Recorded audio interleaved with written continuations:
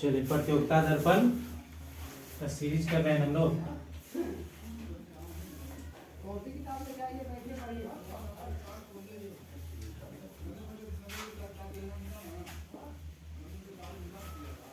प्रतियोगिता दर्पण के अंतर्गत आज राष्ट्रीय अंतर्राष्ट्रीय हम लोग का हो गया था ना घटनाक्रम में। अभी 2021-22 का आर्थिक वाणिज्यिक परिदृश्य यानी कि मौद्रिक नीति जो पास होता है, चौथी मौद्रिक नीति है। ये कौन सी है? कल जब हम मैप पढ़ा रहे थे तो उसमें मैप में शायद बिहार पढ़ा रहे थे, तो बिहार में आपको सरयू नदी के किनारे बोल दिए थे लखनऊ, है ना। लखनऊ सरयू नदी गोमती नदी के किनारे है ना, लखनऊ बोल दिए थे उसमें शायद सरयू नदी के किनारे। तो ये देखिएगा चौथी मौद्रिक नीति 2021-22 में आया, जिसमें रेपो रेट जो है, रेपो रेट 4%। पहले समझ लेते हैं कि कितना परसेंट है, उसके बाद आपको समझा देंगे है क्या। रेपो रेट यानी कि रेपो दर कितना परसेंट है? 4%।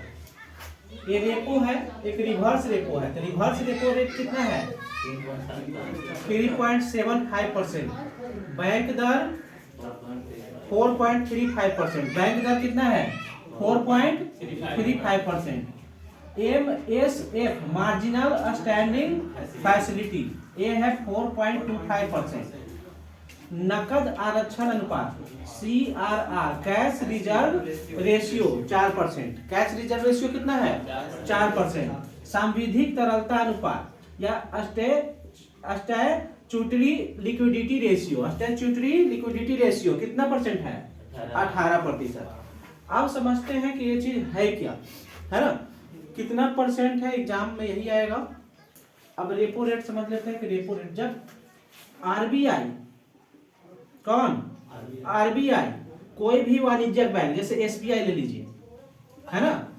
अगर SBI को लोन की जरूरत है तो RBI को बोलेगा भाई लोन दो, तो ये किस रेट पर देगा? 4%। इसको बोलते हैं रेपो रेट। इसको क्या बोलते हैं? Repo rate. RBI ने SBI को लोन दिया तो इसको बोल दिए रेपो रेट। SBI से RBI जब लोन लेगा तो इसको बोलेंगे रिवर्स रेपो रेट। क्लियर? तो हमेशा ये बड़ी संस्था है, बड़ा आदमी ज्यादा फायदा देखता है ना। जब अमेरिका का साझा अगर बिजनेस अगर भारत के साथ हो रहा है तो अमेरिका को उसमें ज्यादा फायदा होगा भारत की अपेक्षा, है ना। तो ये ज्यादा फायदा लेगा कि नहीं? तो ये 4% पे हमेशा ही ज्यादा रहेगा। ये 4% पे ये कितना परसेंट पे देगा इसको? 4% पे। तो रेपो रेट कितना परसेंट है? 4%। हमेशा 4% नहीं होता है, ये चेंज होते रहता है ना। तो लेकिन इसको तय कौन करता है? RBI।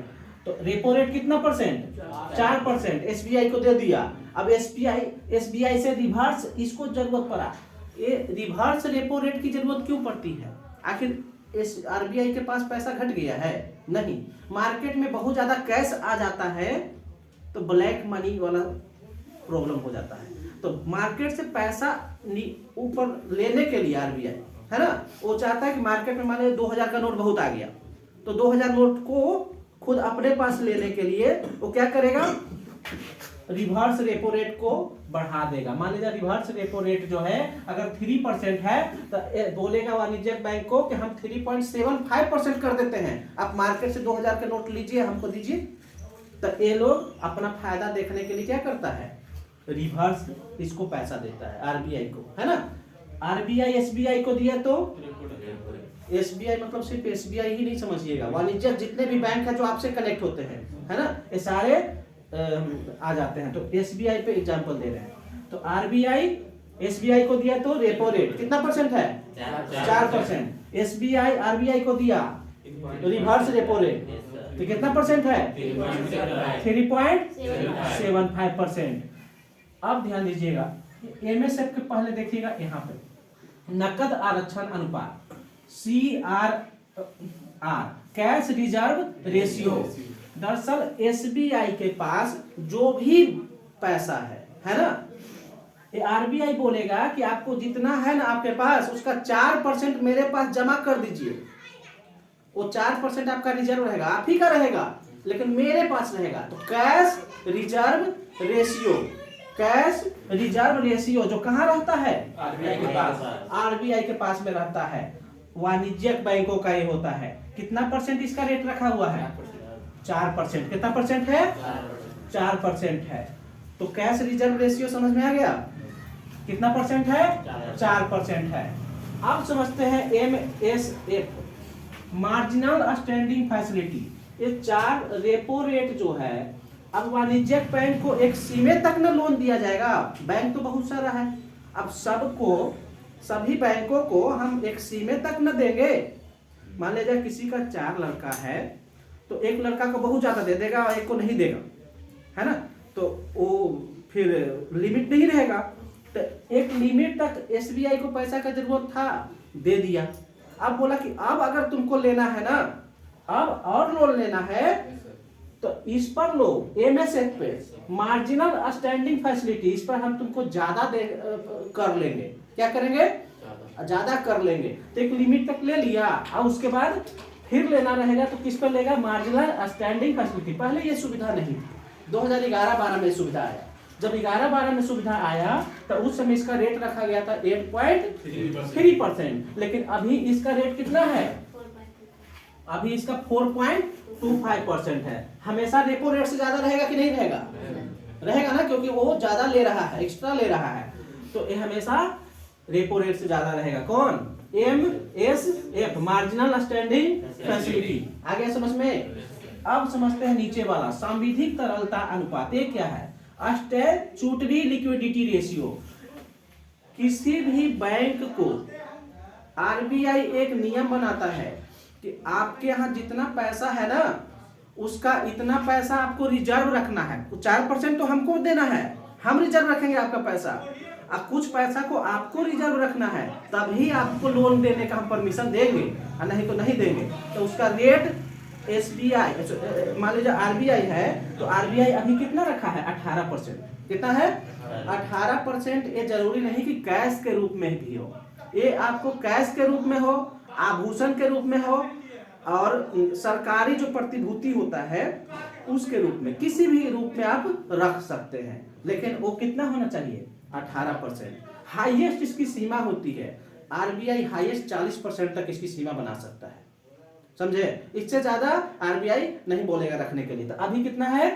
18%। इसको आपको रखना पड़ेगा बैंक को।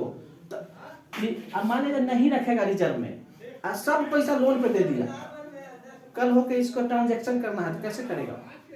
वो 4% जो वहां रखा है उससे मांगेगा आरबीआई से? नहीं ना। तो आपको रिजर्व में रखना पड़ेगा ना 18%। तो कितना परसेंट है ये? 18%। कैश रिजर्व रेशियो कितना है? 4%। अंतर क्या है दोनों में? देखिए, कैश रिजर्व रेशियो जो है ये आपका कौन रखता है? आरबीआई। लेकिन स्टैट्यूटरी लिक्विडिटी रेशियो ये कौन रखता है? एसबीआई। वही नहीं, वही बैंक रखेगा जो बैंक जिस वाणिज्यिक बैंक रखेगा, है ना? एक खुद रखेगा, ये इसका इसी का पैसा है, लेकिन ये कौन रखेगा? आरबीआई। समझ में आ गया? ये कोई समस्या है इसमें? तो रेपो रेट कितना है? 4%। Reverse repo rate 3.75। बैंक दर, ये बैंक दर जो होता है ना, जैसे वाणिज्यिक बैंक से हम लोग जो लोन लेने जाते हैं, तो वो जिस रेट पर हमको देता है ना, उसको बोलते हैं बैंक रेट। उसको क्या बोलते हैं? बैंक दर। तो बैंक दर हमेशा वो जो लोन लेगा, रेपो रेट 4% है, तो 4% से ज्यादा रहेगा ना। वो खुद लोन लिया, हमको दे रहा है, तो उसका तो ज्यादा रहेगा ना, ज्यादा तो देगा हमको। तो बैंक दर हमेशा ज्यादा रहता है रेपो रेट से। क्लियर? तो बैंक दर समझ में आ गया? कितना है? 4.35। एमएसएफ कितना है? 4.25। Cash reserve ratio 4%। Statutory liquidity ratio 18%। Clear हो गया ये? कोई समस्या इसमें? चलिए अब इधर देखते हैं, प्रधानमंत्री गति शक्ति नेशनल प्लान। इस प्लान की शुरुआत की गई। दरअसल जितने भी मंत्रालय हैं, कौन सा मंत्रालय कौन सा काम कर रहा है दूसरा मंत्रालय को पता ही नहीं होता है। शिक्षा मंत्रालय क्या काम कर रहा है, रेलवे मंत्रालय को नहीं पता होता है। तो इस तरह से 16 मंत्रालय, कितने? 16 मंत्रालय को एक साथ लाया गया। कब? 13 अक्टूबर 2021 को।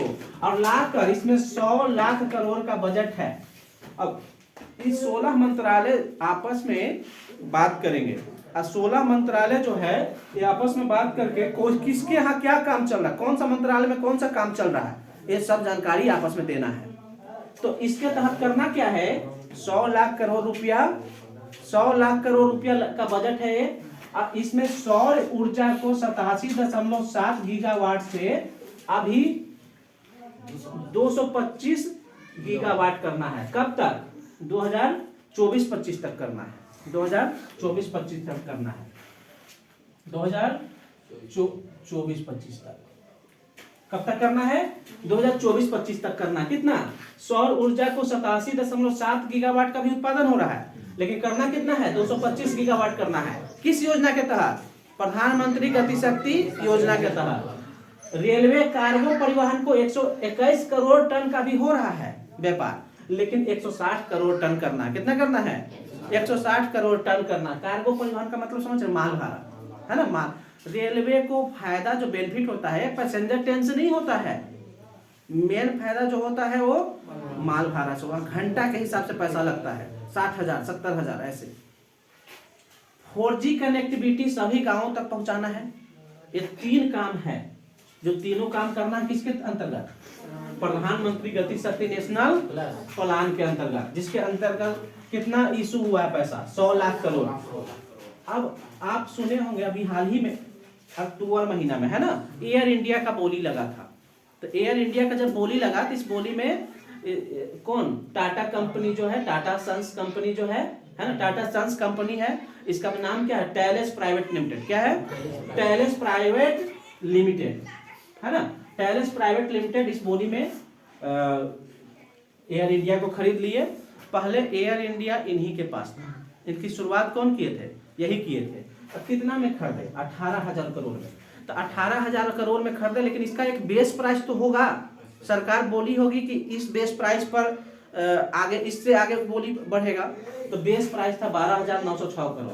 कितना था, 12,906 करोड़। 12,906 करोड़ था, यहाँ से शुरुआत हुआ बोली का, और 18,000 करोड़ पे जाके बंद हुआ। इतना में कौन खरीदे, टाटा सन्स कंपनी, जिसका नाम है टेलेस प्राइवेट लिमिटेड, खरीदे हैं। ये प्राइवेट लिमिटेड का मतलब समझते हैं आप लोग, प्राइवेट लिमिटेड का मतलब समझ में आता है। मान लिया जाए कि कोई कंपनी है जिसमें टोटल शेयर उसका लगा हुआ है 100%। अब उसका मन है, इतना पैसा लगा हुआ है, उसका मन है कि इसको कोई और को भी इसमें इन्वॉल्व करेगा। तो ये क्या करेगा, किसी से 5 लाख रुपया ले लिया या 50 लाख रुपया ले लिया। कितना ले लिया, 50 लाख रुपया ले लिया। इसका 20% हिस्सा बोला कि आपको देंगे। तो ये 20% बराबर कितना, 50 लाख। तो बाकी जो 80% बचा, 80% जो बचा उसका वैल्यू पता चल गया। अब इस कंपनी में नाम लग जाएगा प्राइवेट लिमिटेड। अब इसमें क्या लग जाएगा, प्राइवेट लिमिटेड। तो ये आपका क्या हो गया, अब उसका खुद का नहीं रहा, निजी नहीं रहा, अब प्राइवेट लिमिटेड हो गई कंपनी। तो 18,000 करोड़ बोली कौन लगाए थे, टाटा सन्स। इस कंपनी का नाम है टेलेस प्राइवेट लिमिटेड। इसमें बोली में 15,000 करोड़ जो बोली लगाए थे वो स्पाइस जेट के मालिक थे अजय सिंह। कौन है, स्पाइस जेट का ओनर कौन है, अजय सिंह। ये लगाए थे। ये इस टेंडर को चूंकि इनसे ज्यादा बोली लगा दिए थे 18,000 करोड़ टाटा का, तो टाटा को मिल गया। अगर हिस्ट्री देखेंगे हम इसका, टाटा एयर इंडिया का हिस्ट्री देखेंगे तो एयर इंडिया का हिस्ट्री में देखेंगे कि पहले इसका नाम था टाटा एयर सर्विसेज। क्या नाम था, जब इसकी शुरुआत 1932 में हुआ था तो उस समय JRD टाटा, कौन, JRD टाटा ने इसको शुरुआत किए थे। तो इसका नाम था टाटा एयर सर्विसेज। क्या नाम था, Tata air services. Tata air services के नाम से कंपनी शुरू हुई और इसमें 1947 में, कब, 1947 में जब भारत आजाद हुआ तो उसी समय इस सरकार इसके 49% हिस्से को खरीद ली। कितना परसेंट, 49% इसके हिस्से को खरीद ली। और उसके बाद 1953 में, कब, 1953 में एयर कारपोरेशन एक्ट है ना, एयर कारपोरेशन एक्ट है, कानून है, उसके तहत इसके बाकी जो शेयर बचा हुआ था 51%, उस सबको खरीद लिया सरकार, है ना। अब खरीदने के बाद अब किसके अंतर्गत ये कंपनी आ गई? सरकार के अंतर्गत। हम 100% जब खरीद लिए तो मेरा हो गया, है ना, तो ये सरकार के अंतर्गत आ गई। और उसके बाद 1962 में इसका नाम पड़ गया एयर इंडिया। 1962 में नाम कब पड़ गया?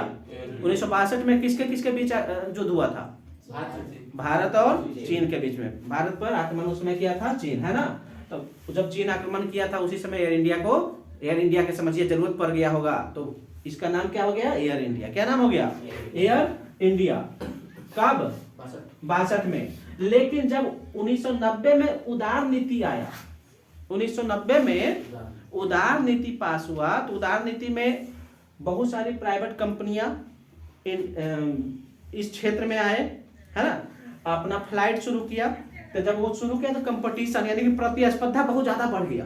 जब प्रतिस्पर्धा बढ़ गया तो उस समय से एयर इंडिया कमजोर पड़ने लगा।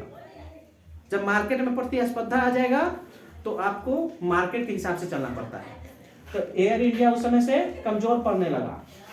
और 2007 में इंडियन एयरलाइंस का विलय हो, इंडियन एयरलाइंस और एयर इंडिया दोनों का विलय हो गया, है ना, दोनों एक दूसरे में मिल गए। तो मिलने के बाद ये कंपनी घाटा में जाने लगा, है ना। और तब से 2007 से एयर इंडिया को बेचने के फेर में सरकार लगी हुई थी, समझे, क्योंकि कंपनी घाटा में जा रहा था। उस समय से घाटा में जाते जाते अंत में पहला प्रयास किया गया 2017 में, लेकिन ये सफल नहीं हो पाया। अभी ज्योतिरादित्य सिंधिया, है ना, नागरिक उड्डयन मंत्री है, इन्होंने 2000 में इसका शुरुआत हुआ बेचने का, फिर दोबारा, और अब जाके एक बिका है। इसके अंतर्गत सिर्फ और सिर्फ एयर इंडिया का परिचालन बिका है। परिचालन कहने का मतलब है कि सिर्फ एयर इंडिया का जो यहाँ से वहां जाना होता है वो, इसकी संपत्तियां नहीं बिकी है। इसकी संपत्ति की जो कीमत है, जैसे एयर इंडिया का जितना भी संपत्ति है, कोई भूमि, इसका भूमि होगा ना, तो वो जो संपत्ति 14,718 करोड़ का है। ये 14,718 करोड़ अभी एयर इंडिया के अंतर्गत ही है। इसको बेचकर इस पे जो कर्ज है ना उसको चुकाना है धीरे धीरे करके। तो एयर इंडिया का हिस्ट्री है, समझ में आया? कब इसका शुरुआत हुआ था? 32 में। क्यों, कौन खरीदे थे? JRD टाटा ने। नाम क्या था उस समय? Tata air services. 1947 में इसका कितना % भाग को खरीद लिया गया? सरकार द्वारा, है ना। और एयर कारपोरेशन एक्ट बनाकर कब? 1953 में इसका पूरा शेयर को खरीद लिया गया। एयर इंडिया नाम कब पड़ा? 62 में। उदार नीति कब आई? 90 में। 2007 में किसका विलय हो गया एयर इंडिया में? इंडियन एयरलाइंस का। और 2017 में पहला प्रयास बेचने का किया गया। और 2000 में इसको जाकर जो भी नहीं, इस समय से ये बात चल रहा था यहाँ पर। अब जाके अक्टूबर में इसको बेचा गया, है ना, अक्टूबर 2021 में बेचा गया। दिसंबर से इसका परिचालन किसके अंतर्गत आ गया? अभी दिसंबर से, जनवरी महीना है ना, दिसंबर से परिचालन आ गया किसके हाथ में? टाटा के हाथ में। तो इसका समझिए क्या हो गया? घर वापसी। क्या हो गया? घर वापसी हो गया। क्लियर? कोई समस्या? प्रधानमंत्री गति शक्ति नेशनल प्लान में कितने मंत्रालय को जोड़ा गया है? कितना पैसा लगेगा? सौर ऊर्जा कितना से कितना गीगावाट करना है? 87.7 से 225 गीगावाट करना है। रेलवे कार्गो परिवहन 121 करोड़ टन से 160 करोड़ टन करना है। 4G कनेक्टिविटी सभी गांवों तक पहुंचाना है। एयर इंडिया का बेस प्राइस क्या था? रेपो रेट कितना है? रिवर्स रेपो रेट, बैंक दर 4.35, MSF 4.45, cash reserve ratio, statutory liquidity ratio highest कितना हो सकता है? कर लीजिए इसको।